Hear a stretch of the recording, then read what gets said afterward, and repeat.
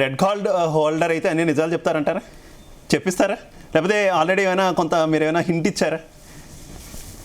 Hint అంటే hint ఏం లేదు.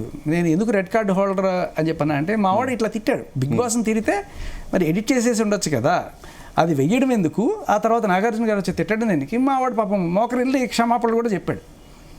సో చాలా హైడ్ అయిపోతున్నాయి. ఎవరి అయితే హైడ్ చేయాలనుకుంటున్నారో అవన్నీ కూడా హైడ్ చేస్తున్నారు. లేదు నేను దీంట్లో మీరు కదా యాక్చువల్లీ బిగ్ బాస్ ఏవైతే హైడ్ చేయాలనుకున్నారో హైడ్ చేస్తున్నారు, ఏవైతే చూపించాలో ఎంతవరకు చూపించాలనుకున్నారో వాళ్ళు చూపించాలనుకున్నది మాత్రమే చూపిస్తున్నారు. ఎస్ డార్లింగ్ డార్లింగ్ నేను శేఖర్ భాష. Is it good time? ఒక బిజీ ఉన్నా 2 minutes. నేను జీ న్యూస్ డిబేట్కి వచ్చాను డార్లింగ్, మన బిగ్ బాస్ నుంచి నడుస్తుంది. సో దీంట్లో అదే బిగ్ బాస్ అప్పుడప్పుడు పార్షియాలిటీ ఏమన్నా చూపిస్తాడా అని మాట్లాడుతున్నాము. సో ఇప్పటిదాకా బిగ్ బాస్ కప్ అయితే చాలామంది గెలిచారు, రెడ్ కార్డ్ గెలిచిన ఏకైక యోధుడు మా అబ్బాయి అని చెప్పి I want to take you live. మాట్లాడతా పర్లేదా? వినబడుతుందా? వినిపిస్తుంది. మీరు అడుగుతారా లేకపోతే? 1 second నేను హోస్ట్కి ఇస్తున్నాను. అభయ్ గారు హలో అండి. నమస్తే. హాయ్ అభయ్ గారు, ఏంటి అసలు బిగ్ బాస్ అంతా కరెక్ట్గానే జరుగుతుందా అనేది ప్రజెంట్ మేము పెట్టినటువంటి డిబేట్ మెయిన్ క్వశ్చన్. ఏం చెప్తారు? అంతా ట్రాన్స్పరెంట్గానే ఉంటుందా? ఎవరిని గెలిపించాలనుకుంటున్నారో ముందే డిసైడ్ చేస్తున్నారు, కొంతమంది కంటెస్టెంట్ల దగ్గర డబ్బులు తీసుకుంటున్నారు, ఇలాంటి ఆరోపణలు చాలా వస్తూనే ఉన్నాయి. ఇప్పటికే మీరు వినుంటారు, ఏం చెప్తారు? అన్న డబ్బులు అయితే తీసుకోరన్న, 100% గ్యారంటీ ఇస్తుంది. నేను డబ్బులు తీసుకోరు డెఫినెట్లీ. సో విన్నర్ని మాత్రం ముందు డిసైడ్ చేస్తారంటారా? ముందు డిసైడ్ చేస్తే షో స్టార్ట్ చేస్తారా? అట్లా ఉండదు కానీ అన్న, 100% నేను చెప్పా. బట్ డెఫినెట్లీ ఏ షోకైనా ఎవరో ఒక ఫేవరెట్ ఉంటారు, అదైతే గ్యారంటీ. అంటే వాళ్ళు ఇప్పుడు టీం ఒక 10 మందిని సెలెక్ట్ చేసుకున్నప్పుడు, అరే నాకు తెలిసి మనోడు గెలుస్తుండొచ్చు అనే ఒక పాయింట్ ఆఫ్ వ్యూ ఒకటి, అంటే తల ఇప్పుడు ఒక్కో ఆడియన్స్ ఒక్కోటి అనిపిస్తుంది కదా, అట్లా ఒక ఫేవరెటిజం అయితే ఉంటది. బట్ దాని వల్ల గెలిపిస్తారని గ్యారంటీ లేదు, ఎందుకంటే అట్లా ఉంది అంటే పల్లవి ప్రశాంత్ గెలవకపోతుండే. ఓకే.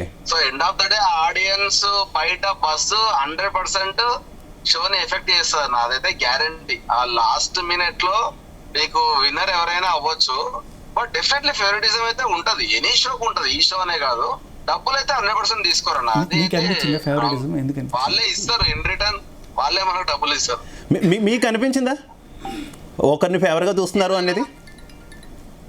ఫేవరెట్ గా అంటే అదే అన్న, ఇప్పుడు అంటే ఆల్రెడీ ఇప్పుడు మనం ఒక 10-12 మెంబర్స్ లోపలికి వెళ్తే దాంట్లో క్వైట్ ఆల్రెడీ పాపులర్ ఉన్న వాళ్ళు ఉంటారు. మేబీ వాళ్ళ సీరియల్స్ నుంచి అయ్యుండొచ్చు, సో అట్లా ముందు వేరే ఏదైనా షోస్ చేసిన వాళ్ళు అయ్యుండొచ్చు. సో వాళ్ళకున్న పాపులారిటీని బట్టి తెలియకుండానే వాళ్ళపైన ఒక కొంచెం ఆ ఫేవరెటిజం కనబడతా ఉంటది. మేబీ దాని వల్లనే అందరూ ఆ మాట అంటుంటారు, వీడు గెలుస్తారని ఆడియన్స్ డిసైడ్ అవ్వడానికి ప్రైమరీ రీజన్ అదే. సో అదొక చిన్నది ఉంటది కానీ అది ఎఫెక్ట్ చేయదు, గేమ్ ని ఎఫెక్ట్ చేయదు. ఒక్క క్వశ్చన్ మిమ్మల్ని ఎక్కువ ఇబ్బంది పెట్టదలుచుకోలేదు, ఒకే ఒక్క క్వశ్చన్. ప్రేక్షకులు వేసేటటువంటి ఓట్లకు విలువ ఉందా? అసలు నయా పైసా ఉపయోగం కూడా లేదు అనేది వినిపిస్తున్న విమర్శ. అంటే అదైతే ట్రాన్స్పరెన్సీ అయితే లేదన్న, అది డెఫినెట్లీ అది నేను కూడా అగ్రీ చేస్తా. అది అంటే మనం చూపారు కదన్న ఎన్ని ఓటింగ్స్ వచ్చినాయి ఏంది అనేది, అది ఒకటి మాత్రం ఐ హావ్ నో ఐడియా. దానికి నన్ను అడిగినా నేను క్వశ్చన్ మార్క్ కి సమాధానం నా దగ్గర. Okay, yeah thank you.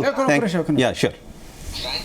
Darling అబ్బాయి ఒకటే ఒక క్వశ్చన్, చెప్పండి. అంటే నాకు నీకు ఒకటే అనిపించిందా లేకపోతే ఒక్కొక్కరికి ఒకటి వేరేగా అనిపించిందా అని. సో మన సీజన్ 8లో ఇలా ఒకళ్ళని ప్యాంపర్ చేస్తున్నారు, ఒకళ్ళని హైలైట్ చేస్తున్నారు అని చెప్పి నాకు కూడా అనిపించింది. నీకు కూడా అనిపించిందా? డెఫినెట్లీ నేను ఆ పాయింట్ ఆఫ్ వ్యూలోనే ఇప్పుడు అన్నతో చెప్పేది ఏంటంటే, డెఫినెట్ గా ఎవ్రీ షోకి ఎవరో ఒక ఫేవరెట్ అయితే కన్ఫర్మ్ ఉంటారన్న, అదైతే. సో అది తెలుస్తూ ఉంటది లైట్ గా. ఓకే. సో మనకి లోపల అంటే నాగార్జున గారు వీకెండ్ షోకి వచ్చినప్పుడు ఆయన అంటే మేము కూడా ఉన్నాం పక్కన, మేము కనబట్టలేదు సార్ అని నీకు ఎప్పుడైనా అనిపించిందా? మేము కూడా అంటే అదొక పాయింట్ ఉంటది. అంటే ఇప్పుడు హానెస్ట్ గా ఇప్పుడు మనం గేమ్ ఆడుతున్నప్పుడు మనం చాలా ఎఫర్ట్స్ పెట్టి ఆడము పక్కన పెడితే మన ఫీలింగ్ ఉంటది కదా, అన్ని స్పేస్ లలో మనమే ఉన్నాం రా, కానీ end of the day edit అయిన 1 hour ఏదో మనకు తెలియదు కాబట్టి దాని నుంచే నాగార్జున గారు వీకెండ్ లో మాట్లాడతారని అనిపించింది. సో ఎడిట్ అయిన పోర్షన్ లా నాగార్జున గారు మన గురించి మాట్లాడతారు, డెఫినెట్లీ మన కంటెంట్ అందులో లేదు అని నేను మెంటల్ గా ఫిక్స్ అయ్యేటోని. అదే సో అదొకటి ఉంటది. ఎడిటర్స్ గేమ్ అంటాను నేను హానెస్ట్లీ జనరల్ గా మోర్ దాన్ పబ్లిక్ గేమ్ కంటే ఎడిటర్స్ గేమ్ అనిపిస్తుంది నాకు. ఓకే. సో నాకైతే నేనున్న 2 వారాల్లో నాకేమనిపించిందంటే అక్కడ అందరికన్నా ఎక్కువ విష్ణుప్రియని బాగా ప్యాంపర్ చేసేవాళ్ళు అని అనిపించింది. నీకు కూడా అట్లా ఎవరి మీదనే అనిపించిందా? అదే బేసికల్లీ మీకు అనిపించడానికి ప్రైమరీ రీజన్ అంటే తను ఆల్రెడీ కొన్ని షోస్ చేస్తే నేను అదే అంటున్నా, ఆల్రెడీ షోస్ చేసి నాకు డిప్లొమాటిక్ ఆన్సర్ వద్దు, స్ట్రైట్ ఆన్సర్ కావాలి.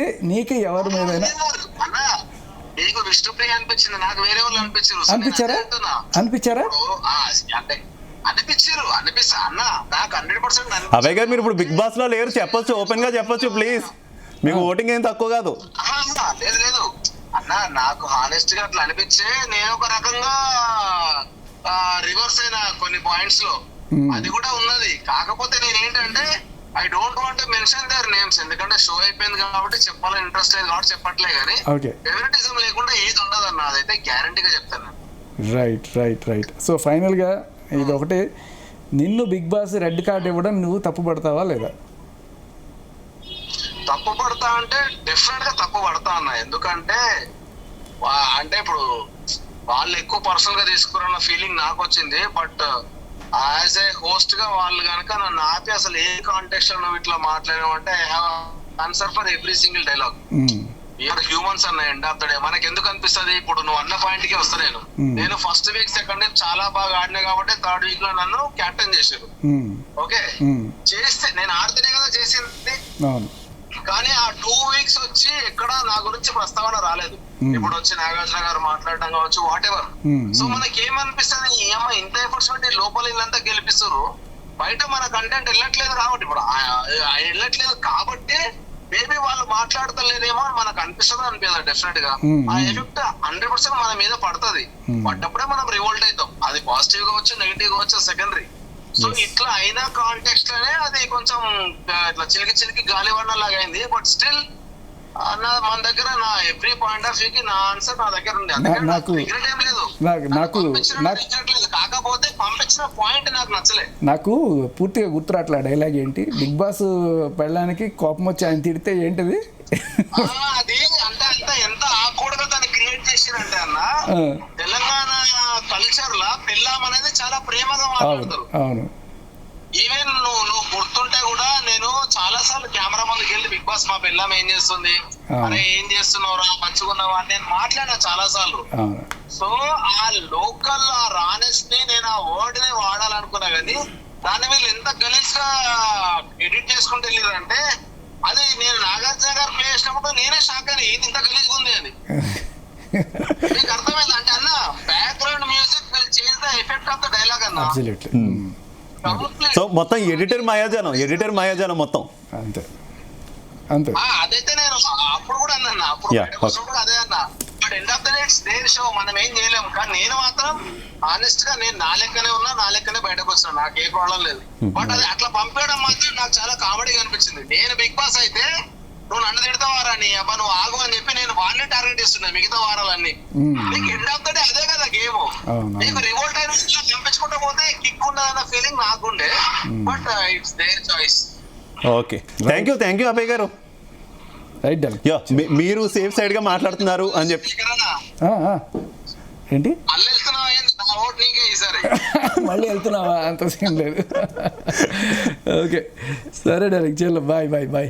మీరు సేఫ్ సైడ్ గా మాట్లాడుతున్నారని ఎవరైనా కాంటాక్ట్ చేయమంటే అభయ్ గారు కూడా కొంత సేఫ్ సైడ్ గానే మాట్లాడినట్టు అనిపించింది. అదే అంటున్నా, మనకి అనిపిస్తుంది అంటే అభయ్కి ఎట్లాగైతే ఒక ఫేవరెట్ అనిపించిందో నాకు ఆ అమ్మాయి మీద అనిపించింది.